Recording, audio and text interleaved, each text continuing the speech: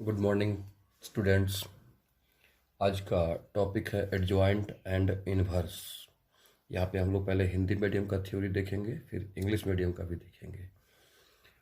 क्या है adjoint and inverse? Hindi है उसका सहखंडज और प्रतिलोम। दो टॉपिक है पढ़ना, एक तो एडजॉइंट है और दूसरा एडजॉइंट का हिंदी सहखंडज और इनवर्स का प्रतिलोम। हम लोग पहले सहखंडज देखेंगे। क्या कहता है डिफिनेशन में, यदि A is equal to A I J matrix के फॉर्म में एक वर्गाकार आव्यूह है। वर्गाकार मतलब वैसा आव्यूह जिसमें जितना पंक्ति हो उतना ही स्तंभ हो, तथा सी आई जे इसका सहखंड हो। आपको बताए थे कोफैक्टर के बारे में, वही चीज यहाँ पे है। सी आई जे कोफैक्टर हो तो आव्यूह ए के सहखंडज, ध्यान दीजिए, सहखंड और सहखंडज दोनों में अंतर है। सहखंड कोफैक्टर और सहखंडज एडजॉइंट। तो यदि ए कोई वर्गाकार आव्यूह है और सी आई जे उसका सहखंडज हो तो आव्यूह के सहखंड हो तो आव्यूह ए के सहखंडज को एडजॉइंट ए से सूचित करते हैं।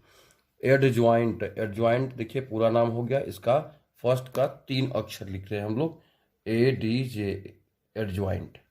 ठीक है, एडजॉइंट ए से सूचित करते हैं। यह सहखंडज के, सहखंडज यह नहीं होगा, सहखंड होगा, सहखंड के परिवर्त करने से प्राप्त होगा। ठीक है, अर्थात ए बराबर, अगर कोई हम एग्जाम्पल ले लें, ए बी सी डी, इसका कोफैक्टर निकालते हैं। कैसे? C11 पहला पंक्ति और पहला स्तंभ को ढक देंगे, क्या मिलेगा? डी। C12 पहला पंक्ति दूसरा स्तंभ, क्या मिलेगा? सी। और C121 second row first column, दूसरा पंक्ति पहला स्तंभ, क्या मिलेगा? बी। C22 दूसरा पंक्ति दूसरा स्तंभ, क्या मिलेगा? ए। और आपको बताए थे हम कि जब सी आई जे बराबर एम आई जे होता है, ठीक है, सी आई जे बराबर एम आई जे होता है, कब? जब आई प्लस ए जे बराबर सम हो। और ये माइनस में एम आई जे होता है जब आई प्लस जे बराबर विषम हो। ये क्लास में हम बताए थे। तो यहाँ देखिए, एक और एक दो सम संख्या इसलिए प्लस डी, 2 और 1 3 विषम संख्या इसलिए चिन्ह बदल जाएगा माइनस सी, 2 और 1 3 विषम संख्या माइनस बी, 2 2 4 सम संख्या। पहले हम लोग लिख लेंगे मान को, वैल्यू को लिख लेंगे, फिर देखेंगे जो जो विषम है उसके आगे हम उसका चिन्ह को बदल देंगे। जैसे यहाँ सी आया तो माइनस सी, यहाँ बी आया तो माइनस बी। ये आपका कोफैक्टर निकल गया। अब adjoint is equal to C11 C12 C21 C22 का परिवर्त कर देना है। परिवर्त करेंगे तो क्या मिलेगा? C11 पहला पंक्ति को पहला स्तंभ, दूसरा पंक्ति को दूसरा स्तंभ, 21 22, और इसका वैल्यू हम रख दिए तो एडजॉइंट इज इक्वल टू यही हो गया। अब इसका कुछ प्रॉपर्टीज है। प्रॉपर्टीज में क्या है? प्रॉपर्टीज में है A into adjoint of A बराबर adjoint of A into A बराबर determinant of A into I. फिर दूसरा है एडजॉइंट ऑफ ए बी बराबर adjoint of B into adjoint of A. सब पे क्वेश्चन आएगा आगे। एडजॉइंट 0 का वैल्यू कितना? 0। एडजॉइंट ऑफ आई का वैल्यू आई। एडजॉइंट ए का डिटर्मिनांट अगर मॉड हम लेते हैं तो determinant of A power n-1। यहाँ n क्या है? n, जहाँ n आव्यूह का कोटि है, कोई आव्यूह दिया हुआ है और पूछ रहा है कि एडजॉइंट ए का मॉड बताइए क्या होगा, तो हम उसका डिटर्मिनांट निकाल लेंगे और उस पर पावर जितना भी रहेगा घटाएंगे। ऑब्जेक्टिव के लिए ये सही है। और इसमें कुछ प्रॉपर्टी है। क्या क्या है? Adjoint into adjoint, adjoint of adjoint, फिर है adjoint of A is equal to determinant of A power n-2 into A. Adjoint of A का मॉड ले सकते हैं, क्या होगा? डिटर्मिनांट ऑफ ए होल का पावर n-1 का होल स्क्वायर। एडजॉइंट डायगोनल का, डायगोनल एलिमेंट आपको बताया था ना, D1 D2 D3 ये मुख्य विकर्ण पर का अवयव होता है, उसका एडजॉइंट क्या होगा? तो हम लोग पहले डायगोनल निकाल लेंगे, फिर D1 का इन्वर्स, D2 का इन्वर्स, D3 का इन्वर्स हो जाएगा। एडजॉइंट ऑफ के ए बराबर k to power n-1 into adjoint of A. जितना आपके यहाँ पे n-1 क्या होगा? n-1 कोई भी वास्तविक संख्या हम लोग ले सकते हैं। इन सब का यूज आगे यहाँ पे तो इस बुक में, केसीस का बुक में तो नहीं आने वाला है, लेकिन ऑब्जेक्टिव जब हम लोग देखेंगे तब वहां पे आएगा। इनवर्स, इनवर्स में क्या है? यदि ए कोई वर्गाकार आव्यूह है तब इसके प्रतिलोम को ए इनवर्स से सूचित करते हैं। और ए इनवर्स से सूचित करते हैं। ए इनवर्स बराबर adjoint of A by determinant of A, जहां determinant of A is not equal to zero, क्योंकि कोई भी रेशनल नंबर जब लिखते हैं तो पी बाई क्यू के फॉर्म में होता है, तो where Q is not equal to zero, तो यहाँ भी ये डिनोमिनेटर जो होना चाहिए, हर जो होना चाहिए वो जीरो के बराबर नहीं होगा। और यहाँ पे जो डिटर्मिनेंट का वैल्यू है, चूंकि एडजॉइंट पहले निकालना पड़ेगा, फिर डिटर्मिनेंट से डिवाइड करेंगे, तो एक बार एडजॉइंट निकालेंगे, फिर डिटर्मिनेंट हम लोग लॉन्ग मेथड से नहीं निकालेंगे। कोफैक्टर, चूंकि एडजॉइंट तो अभी बताए थे कि एडजॉइंट कैसे निकालते हैं, और एडजॉइंट जब आपको बताया गया कि एडजॉइंट निकालते हैं तो इसमें कोफैक्टर भी निकालना पड़ता है।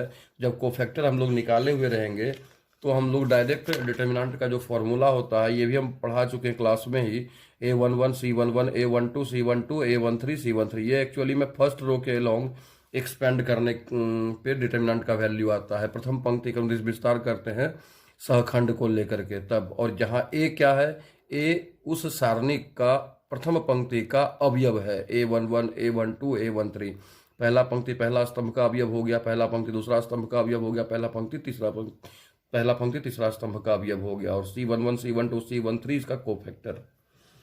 इनवर्स में केवल इतना ही था। बहुत सारे लोग क्या करते हैं, बहुत सारा स्टूडेंट क्या करता है कि एलिमेंट्री ऑपरेशन जो आप लोग वहाँ पे बनाए हैं क्वेश्चन मैट्रिक्स में, तो उस टाइप का क्वेश्चन कोई इसी मेथड से बनाता है ए इनवर्स से, और इसको वो आसान लगता है, पर वो गलत है।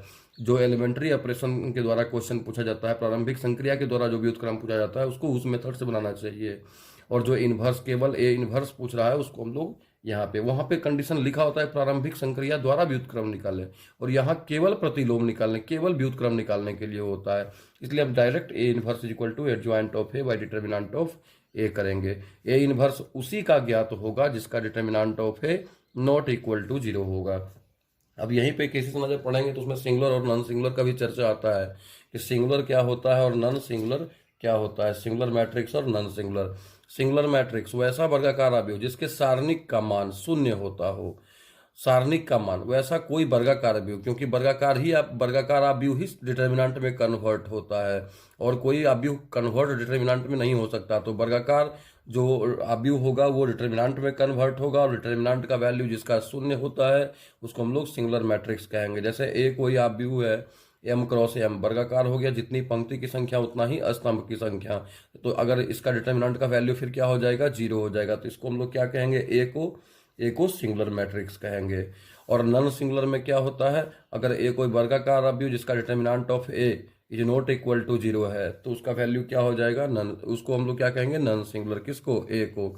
अब देखिए एक क्वेश्चन हो सकता है दे दे कि एक मैट्रिक्स दे दे, उसमें कुछ कुछ लिख करके और पूछ दे क्या है, बताइए ये सिंगुलर है तो एक्स का मान बताइए क्या होगा। जैसे इस तरह से एक्स 5 इस तरह से दे दे और पूछ दे कि ये सिंगुलर है, तो बताइए एक्स का मान क्या होगा। तो आपको समझना पड़ेगा कि इसका डिटर्मिनेंट का वैल्यू क्या होगा, जीरो, तो एक्स स्क्वायर माइनस 25 बराबर जीरो, तो एक्स बराबर कितना, प्लस माइनस 5, ये होगा। बस एडजॉइंट और इनवर्स में इतना ही थ्योरी है, जब हम लोग क्वेश्चन पे जाएंगे तो इसको और ज़्यादा क्लियर होगा। ठीक है, थोड़ा सा इंग्लिश मीडियम का भी देख लें। इंग्लिश मीडियम में भी वही बात था, इसको भी एक झलक से देख लेते हैं फिर से। कहता है इंग्लिश मीडियम में क्या कि if A I J M cross M is any square matrix and C is its cofactor then its adjoint is represented by adjoint of A and it is obtained by after transpose of its cofactor. मतलब A कोई अगर square matrix है, ए कोई अगर square matrix है और इसका cofactor सी है या सी आई जे है, ठीक है, तो इसका जो एडजॉइंट, इसके एडजॉइंट को हम लोग एडीजे ऑफ ए द्वारा रिप्रेजेंट करते हैं। और एडजॉइंट निकलता कैसे है, it is obtained by after transpose of its cofactor, इसके कोफैक्टर को परिवर्त करने पर मिलता है, ट्रांसपोज करने पर मिलता है। जैसे ए कर लिए हम लोग यहाँ कोफैक्टर तो निकाल लिए, निकालने के लिए अभी अभी जस्ट बस बताए हैं। क्या करेंगे, फर्स्ट रो फर्स्ट कॉलम को ढकेंगे, तो फर्स्ट रो फर्स्ट कॉलम को जब एलिमिनेट करेंगे तो डी मिलेगा, फर्स्ट रो सेकंड कॉलम को जब ढकेंगे तो माइनस सी मिलेगा सी, लेकिन 1 + 2 कितना है, 3, इसलिए हम लोग यहाँ पे साइन चेंज करेंगे 2 1। सेकेंड रो फर्स्ट कॉलम को ढकेंगे तो क्या मिलेगा, बी, और 2 + 1 कितना हो जाएगा, 3। ऑड आता है तो साइन चेंज करते हैं, इवन में साइन चेंज नहीं करते। अब एडजॉइंट के लिए हम लोग क्या करेंगे, C11 C12 C21 C21 C22, इसका ट्रांसपोज, कोफैक्टर का ट्रांसपोज करते हैं तो एडजॉइंट निकल गया। फर्स्ट रो को फर्स्ट कॉलम, सेकंड रो को सेकंड कॉलम, यही तो था एडजॉइंट में। और इसका ये प्रॉपर्टीज है, प्रॉपर्टीज में क्या है A into adjoint of A is equal to adjoint of A into A is equal to determinant of A into I. इसको आप लोग वीडियो को देखेंगे और उसमें थोड़ा करेक्ट कर लेंगे, जहाँ जहाँ पे थोड़ा सा गड़बड़ी होता है। लिखने में हो सकता है कि लिखते वक्त ध्यान नहीं रहता हो, लेकिन बताते वक्त सब वो क्लियर कर देते हैं।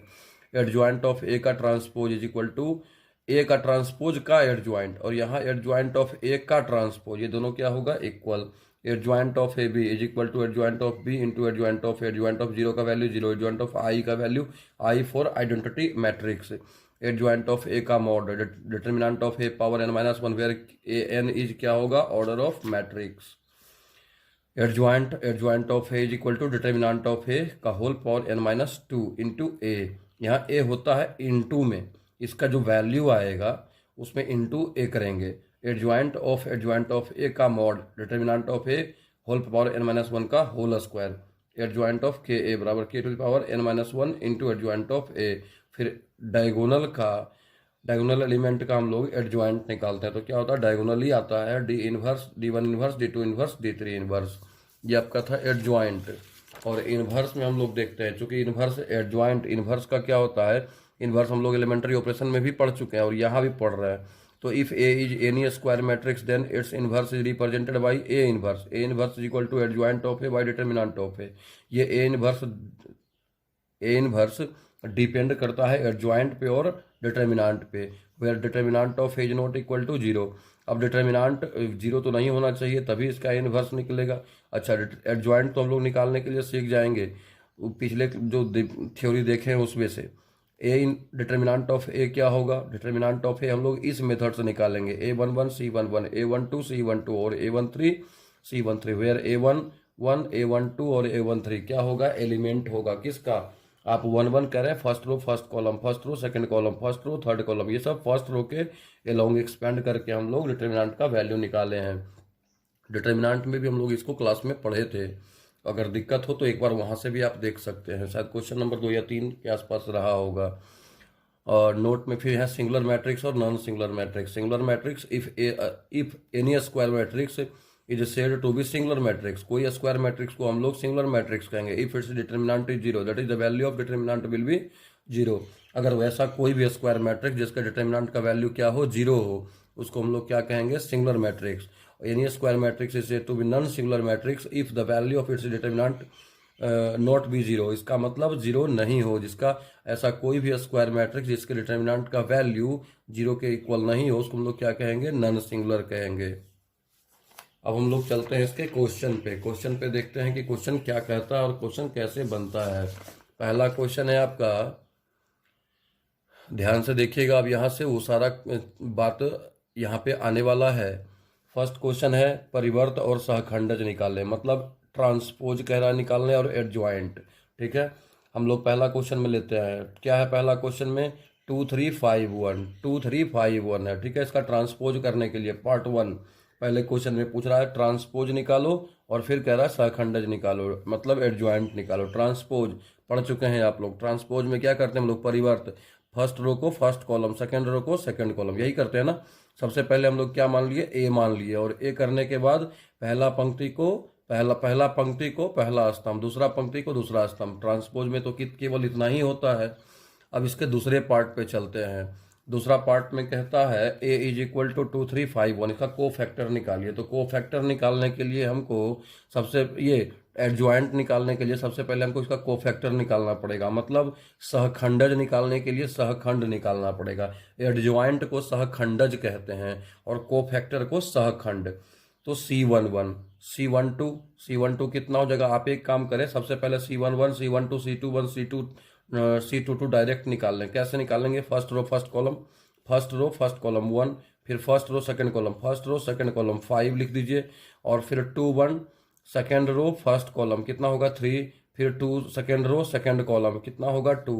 अब देखिए अगर इवन है तो नो चेंज, 1 + 1 कितना है 2, तो जब 1 + 1 करने के बाद यदि 2 आ रहा है, इवन आ रहा है, तो इवन में नो चेंज, मतलब ये 1 होगा। 1 + 2 कितना आता है 3, ऑड नंबर विषम संख्या है, क्या होगा -5। 2 + 1 कितना होगा 3, ये भी ऑड है तो कितना माइनस लगा देंगे, साइन चेंज करेंगे, अगर 5 है तो -5, और अगर यहाँ से सोल्व करने के बाद -5 आता है तो यहाँ क्या लिखेंगे 5, मतलब उसका चिन्ह को बदल देंगे। टू है, सेकेंड रो सेकेंड कॉलम, 2 + 2 कितना होगा 4, सम संख्या, नो चेंज। अब एडजॉइंट के लिए क्या करते हैं, C11 C12 C21 C22 cofactor को पहले लिख दिए। अब इसका परिवर्त करेंगे, एडजॉइंट निकालने के लिए हम लोग कोफैक्टर को पहले अरेंज करते हैं, उसका परिवर्त।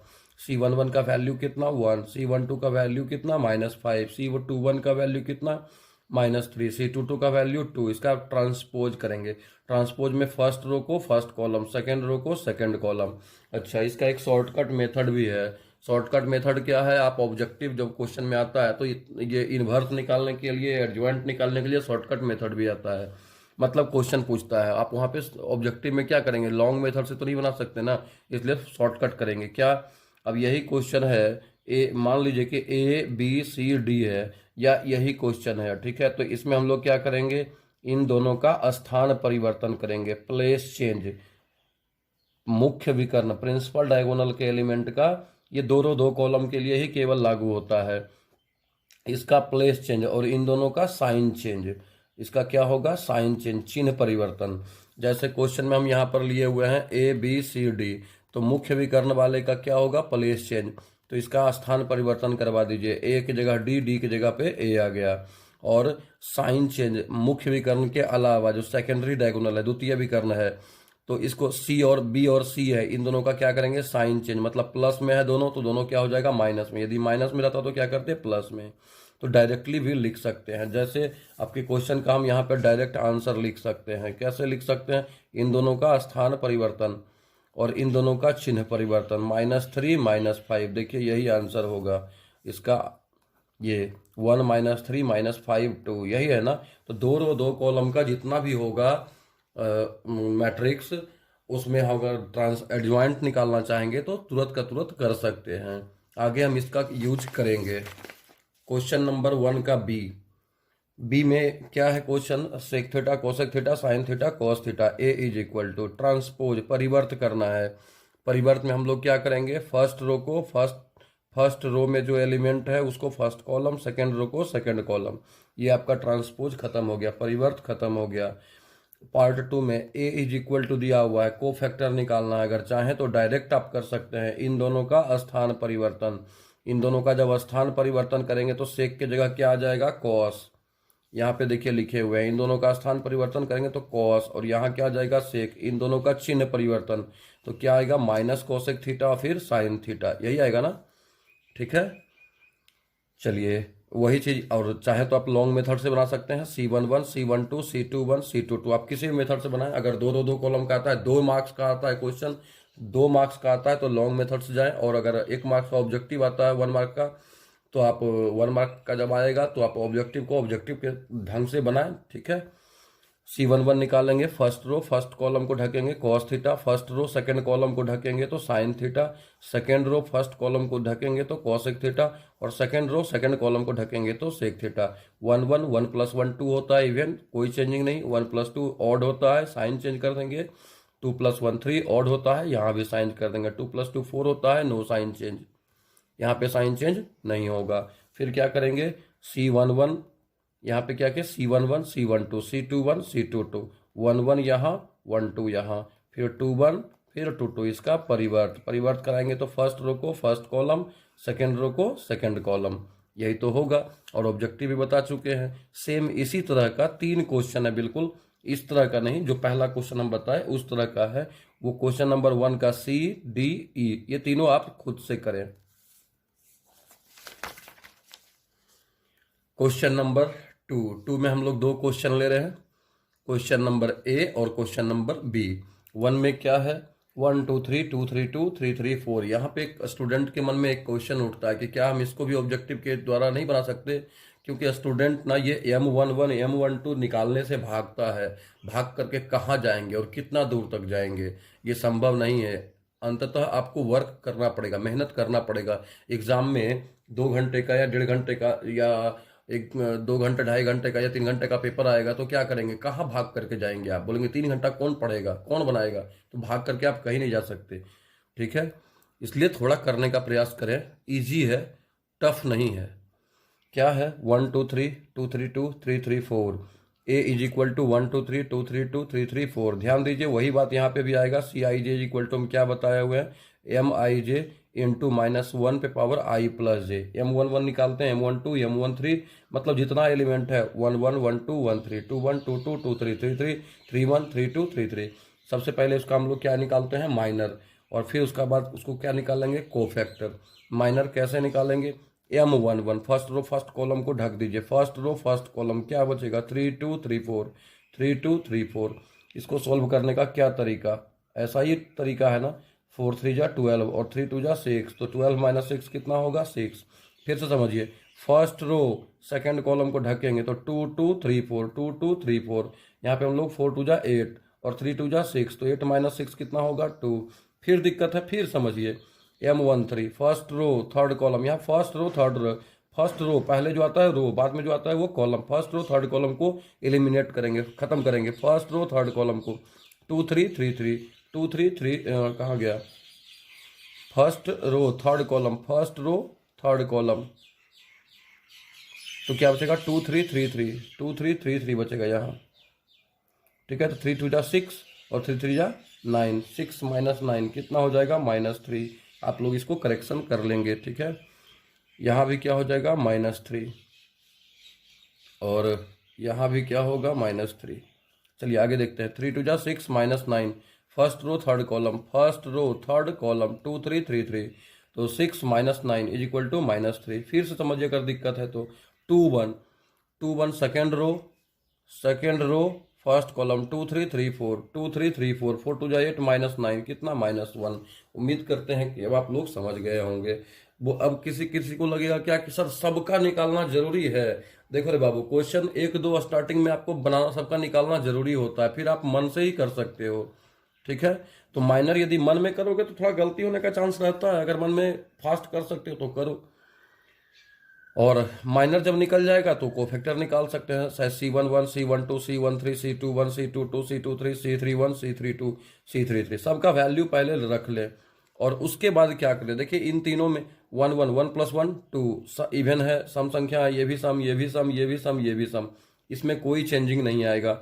1 + 2 कितना होगा 3, 1 + 2 3 होगा, ऑड है विषम है, तो इसमें साइन चेंज होगा। तो अभी देखिए 1 2 का वैल्यू यहाँ 2 आया हुआ है, यहाँ क्या लिखे -2, 2 1 का वैल्यू यहाँ -1 है, यहाँ क्या लिख दिया 1, 2 3 का वैल्यू यहाँ -3 है, यहाँ क्या कर दिए 3, साइन चेंज कर देंगे। 3 2 का -4, यहाँ क्या किए 4। तो एडजॉइंट निकालने का क्या तरीका हो गया आपका, एडजॉइंट निकालने का, first row first column C11 C12 C13 C21 C22 C23 C31 C32 C33, इसका ट्रांसपोज करेंगे तो फर्स्ट रो को फर्स्ट कॉलम, सेकंड रो को सेकंड कॉलम और थर्ड रो को थर्ड कॉलम, यहाँ भी आपका -3 हो जाएगा और यही आपका आंसर हो जाएगा। अगर दिक्कत हुआ हो तो फिर से मैं क्वेश्चन समझाने से लिए हम 2 क्वेश्चन लिए थे कि एक में अगर दिक्कत होगा बच्चे को तो दूसरा भी देख सकता है।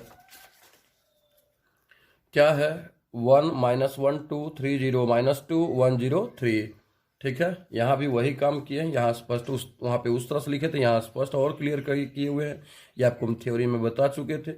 M11 M12 M13 इस तरह से हम लोग M33 तक काम करेंगे।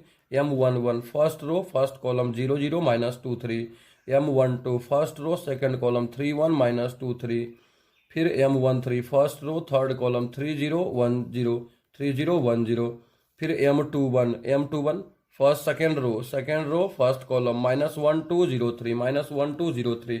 अब इसको हम लोग सॉल्व करते हैं, क्योंकि 0 है तो इसका वैल्यू क्या आएगा 0, क्योंकि मल्टीप्लाई करेंगे तब भी 0, और 1 2 है तो 3 3 जा 9, इधर आ जाएगा +2, 9 + 2 कितना आ जाएगा 11, 1 3 है तो 0 आएगा, फिर 2 1 है 3 × -1 -3, ये तो हो जाएगा 0। इसी तरह से और सब आप निकाल लेंगे, ठीक है। तो C11 C12 C13 2 1 2 2 2 3 3 1 3 2 3 3। अब यहाँ भी वही काम करेंगे, जब इवन आएगा तो डायरेक्ट वैल्यू होगा और ऑड आएगा तो माइनस लगा देंगे। तो इसका वैल्यू देखिए अभी 1 2 यहाँ पे आपका ऑड है, यहाँ आपका ऑड है, यहाँ आपका ऑड है, यहाँ आपका ऑड है, तो इन चारों का वैल्यू क्या करेंगे चेंज कर देंगे, साइन चेंज कर, वैल्यू वही रहेगा साइन चेंज कर देंगे। 1 2 का वैल्यू क्या है 11, क्या कर दिए -11, 2 1 है 2 1 -3 क्या हो गया 3, 2 3 कितना है आपका 1 है, यहाँ क्या हो गया -1, 3 2 यहाँ -8 है, यहाँ क्या हो गया 8। बाद बाकी सभी का वैल्यू सेम रखेंगे, जैसे 0 1 3, 1 3 का वैल्यू 0, 2 1, 2 1 का वैल्यू, ये 2 1 नहीं 2 2, 2 2 का वैल्यू 1, फिर 3 1, 3 1 का वैल्यू 2 और 3 3 का वैल्यू 3। ये आपका हो गया। कोफैक्टर निकाल लिए। कोफैक्टर को आप यहाँ पे इस तरह से रखेंगे। अगर उसमें दिक्कत हुआ है तो इसमें देखिए 1 1 1 2 1 3, 2 1 2 2 3, इसका ट्रांसपोज करेंगे तो बिल्कुल ऐसा हो जाएगा और इसके जगह पर फिर वैल्यू सेट कर देंगे तो आपका आंसर आ जाएगा। एक हम क्वेश्चन 2 का 3 नंबर या सी नंबर हम छोड़ दिए आपको खुद से करने के लिए।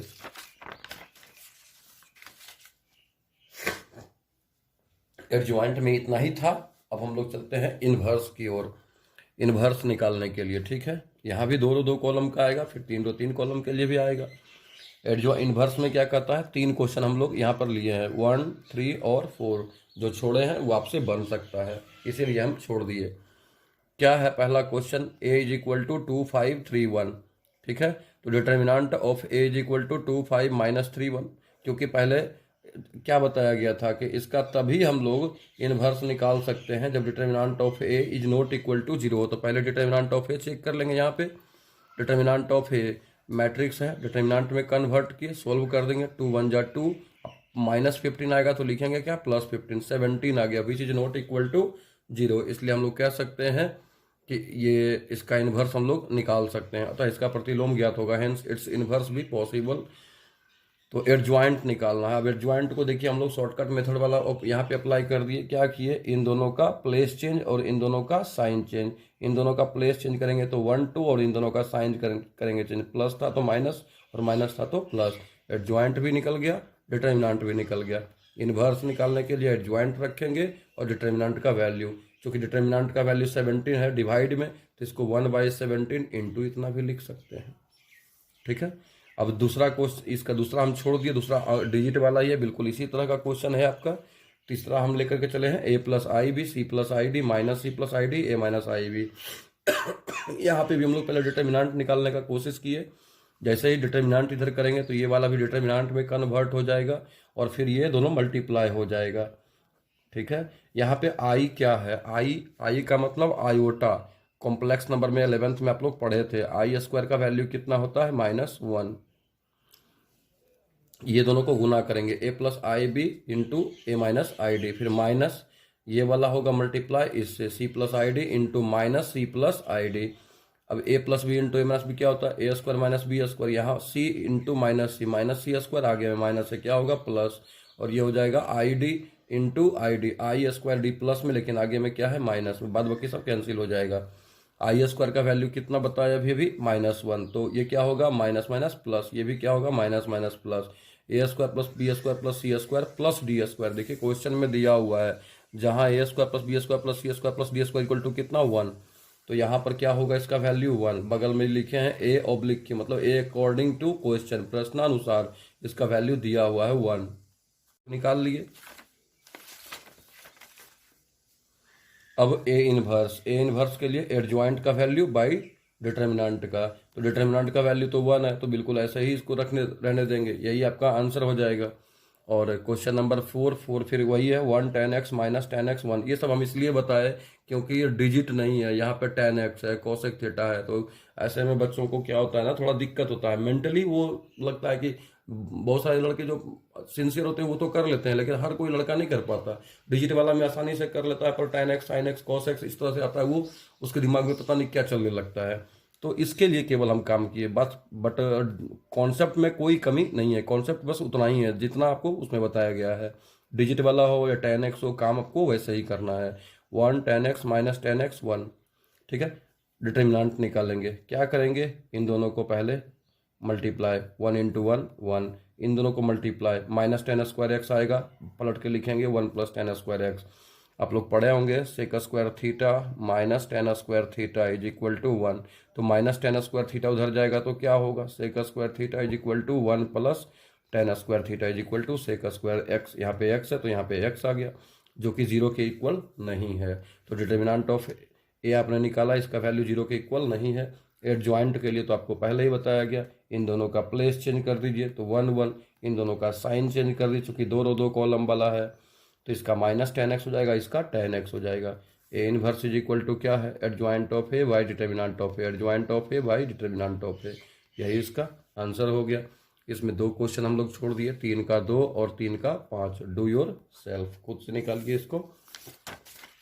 एक लास्ट क्वेश्चन बचा इनवर्स का, इसमें भी कहता है फाइंड द इनवर्स। क्वेश्चन है 1 3 3 1 4 3 1 3 4।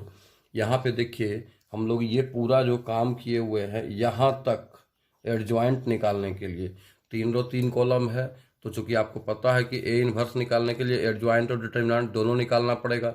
एडजॉइंट निकालने के लिए हम पहले 2 क्वेश्चन को सिखा चुके और वही काम हम यहाँ से लेकर के यहाँ तक केवल एडजॉइंट निकालने का काम किए हैं। ठीक है, जैसे उसमें बताए थे कि पहले माइनर निकालिए फिर कोफैक्टर निकालिए, उसको अरेंज करके उसको यहाँ पे अरेंज करके C11 C12 डायरेक्ट ट्रांसपोज करके लिखे हैं, इसका एडजॉइंट का वैल्यू निकालिए। यहाँ पे हम लोग डिटर्मिनेंट किस मेथड से निकालेंगे, डिटर्मिनेंट हम उस मेथड से लॉन्ग मेथड से नहीं निकालेंगे। डिटर्मिनेंट हम लोग निकालेंगे A11 C11 A12 C12 और A13 C13 से, क्योंकि डिटर्मिनेंट लॉन्ग मेथड जाने में आपको दिक्कत होगा। जहाँ A क्या है, एलिमेंट है किसका, फर्स्ट रो का, और C11 क्या है, कोफैक्टर है। ऐसा हम क्यों किए, क्योंकि हमको कोफैक्टर मालूम है, इसलिए सेट कर दिए। A11 यहाँ आपका क्या हो रहा है 1 और C11 कितना हो रहा है 7 प्लस A12 कितना हो रहा है 3 और C12 कितना हो रहा है -1। A13 कितना हो रहा है यहाँ पे 3 और C13 कितना हो रहा है -1। सोल्व किए तो कितना आ गया 1, जो कि 0 के इक्वल नहीं है। तो हम कह सकते हैं कि इसका इनवर्स निकलेगा A इनवर्स इज